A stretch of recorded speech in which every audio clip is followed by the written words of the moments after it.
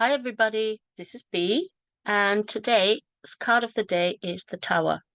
And I actually drew this card this morning, and it was very, very apt because, quite frankly, today has been a pretty shit day.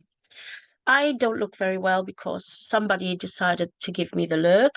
I'm wearing my fabulous headgear from Ali Moonstar that she gave to me to cheer myself up a little bit, make myself a little bit more attractive, if there is a case of that. So the tower is an interesting one. When I first got it this morning, and this is the second time I had it this in the last couple of weeks, I thought, oh, beggar, this is not good. And quite frankly, that is the truth, because it is all about discord. It is all about um, catastrophe. It's about, you know, things falling apart that you've worked on really, really hard, really, really well. And without any explanation, without any reason, it's just suddenly the tower comes. Now, this is the deck by DJ Conway and Lisa Hunt. It's a Celtic Dragon Tarot deck. It is my favorite deck and it is my go-to deck. It has an app, so I don't have to have the cards with me. Wherever I go, I can do a wonderful reading for myself or for other people if necessary. So I really love these apps. I think they're great. So, for me, coming from a Welsh background, Welsh historical background, the tower immediately reminds me of Dinas Avaron.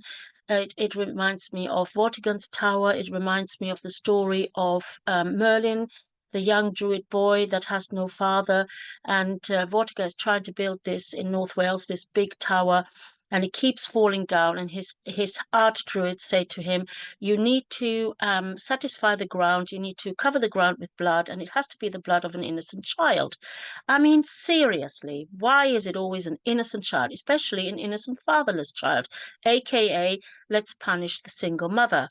So don't even get me started on that. So it really is about what happens then is that they drag young Merlin, who's only small, about 5 or 6, in front of Vortigern, and he then demolishes, with his own knowledge, with his own way of communicating, demolishes these archdruids and actually tells Vortigern exactly why it is that the tower won't stand. It's because there are two dragons, a white dragon and a red dragon, fighting underneath the tower, and every time there are massive dragon tails lash out, um, the tower topples.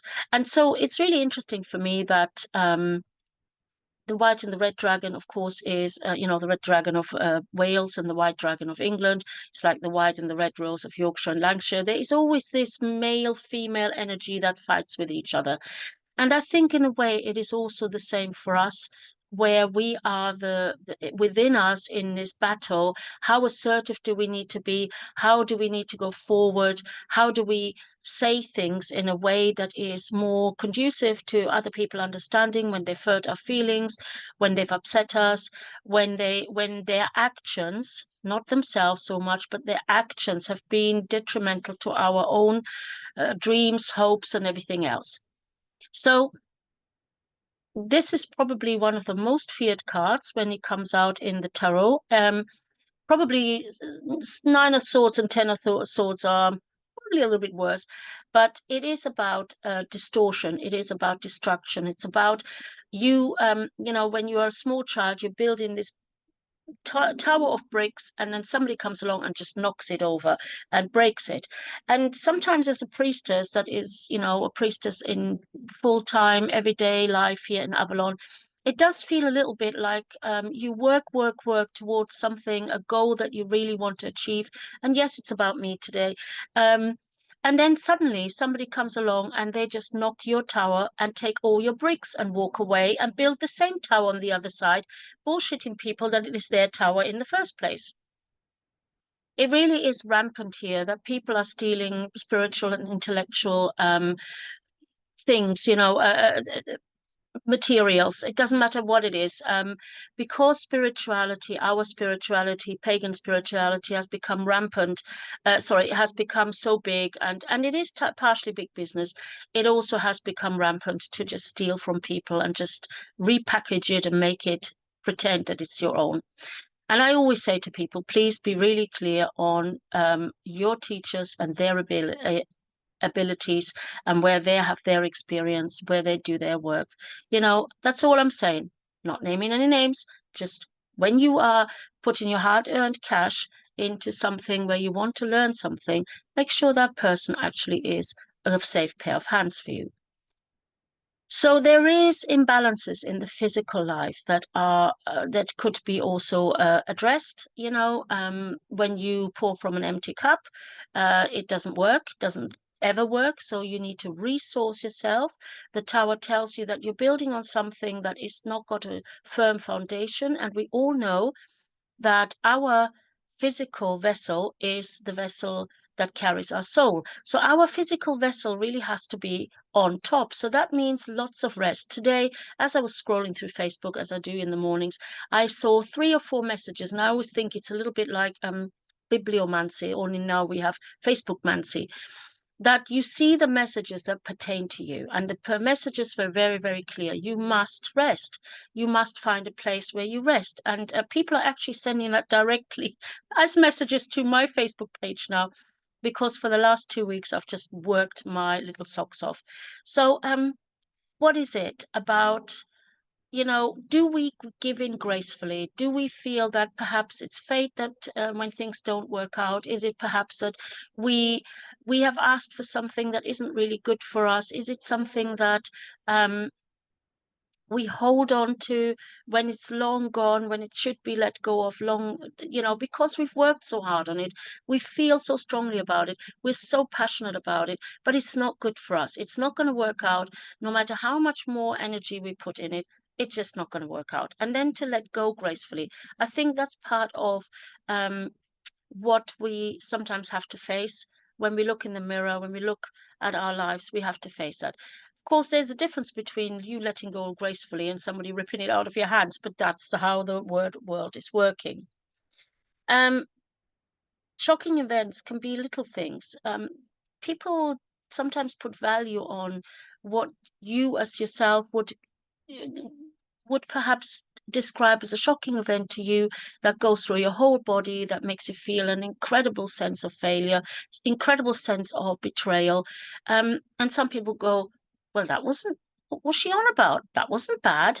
Yeah, it's really a very much a individual experience. And when somebody feels that their world is falling apart, it's not our job to judge whether there is actually merit to that idea. It's our job as priestesses to hold that and say, okay, I hear you. What can we do? How can we help you? How can we bring back to balance, to equilibrium? How can we help you? And sometimes when we do have something that seemed of great importance, and then suddenly we realize actually it's not that important. You know, there is a wonderful saying, this too shall pass. This too shall pass.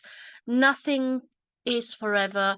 You know, people bob up on the surface and they sort of swim, swim, swim, swim, swim, and then, you know, eventually they, let's say, reach shore and then they're gone. So it's about that, you know, it's about um, half measures. People need to see that the greatest disaster often also gives us the greatest insight, the greatest gifts. Yeah, when something doesn't work out, it's sometimes really a great gift. It's it's horrific when you have a car crash or when something like that happens. And then, you know, like the other day, somebody said to me, yeah, but I got a brand new car out of that. And I was going to buy a new car, but I didn't have the money. And now, that's not even a very good, you know, thing. So, it really is about, finding what is important to us, finding how we can control situations. And when we can't control situations, you know, when your tower keeps falling down, you really do must look at the foundation on which you're trying to build it. If it's a foundation of ignorance, if it's a foundation of ego, there's just nothing you can do to make it work. So it's you know, saying to yourself, well, that's not going to work, so I'm going to have a look at something else. So I do want to say that these dragons are the chaos dragons. Now, I love the chaos dragon. The chaos dragon comes quite often to me because from the chaos, order comes into your life. When, when you have complete chaos in your life, eventually it will burn away like they are doing, fighting with each other, burning away all the dross, and then what comes out is the real gold, hopefully. I hope that's the case for you. So allow the chaos dragons to do their work. Allow them to bring that into your life that needs to rattle your cage, that needs to rethink a situation, that needs to bring you the insight and the intuition of what actually your energy should go into. I firmly believe that we are guided by Goddess, that everything happens for a reason. People say that, and other people get really upset about that. Nobody died in my situation. It was a hit, but it was also something that made me think, okay, how can I communicate this better? How can I make it clearer to people? How can I be more clear in my boundaries? How do I help people understand their own boundaries and their own capabilities? Yeah. So, as they say, shit happens and then you move on. I would appreciate if you thought about some of the things in your life that may be, you know, taken by the tower, or that may be the tower that's falling apart, that make you feel deeply, deeply unhappy, that give you a sense of grief, that make you feel like you're not appreciated, not loved, not seen. And, just look into that. Look into that dark mirror and say to yourself, okay, this is how I'm feeling about this. But what is the actual truth? Let's have a look at the situation from the other points of view. So this is just one point of view. There may be other points of view. So let's have a look at that. And eventually, I think there comes a time, especially if we have faith, we have trust in Goddess, if we do believe that we are guided by the helpers, that we can actually say to ourselves, you know what, it's okay. It's not pleasant. I didn't enjoy that, but it's okay. So there you are. This is your card of the day, card of the week. I'm hoping that not too many of you have too many tower moments. But if you do, remember that it is a process. Remember that, not everything that seems absolutely dire is necessarily so. Remember that from the dark the light is born, will come forward. And so maybe in the darkest moment, in the darkest night of your soul, you find that nugget of gold. Sally Pullinger very often sings about that in her song. Digging in the dark to find that spark of gold in your soul. And I really think that as I'm going through the day, as the shock wears off, I will find the nugget of gold in my soul to realize that there is a lesson in this, that I need to be really a little bit less emotional, a little bit more resilient, and that I need to think a little bit more positively. The world has not gone under and we are okay. So I'm going to leave you with that. It's a very quick one today, because for some reason, I don't know who was supposed to do the card of the day, but, it felt right to do it today. So blessings upon all of you. I hope everybody is well and everybody is helping themselves to a good slice of the sunshine. I send you love.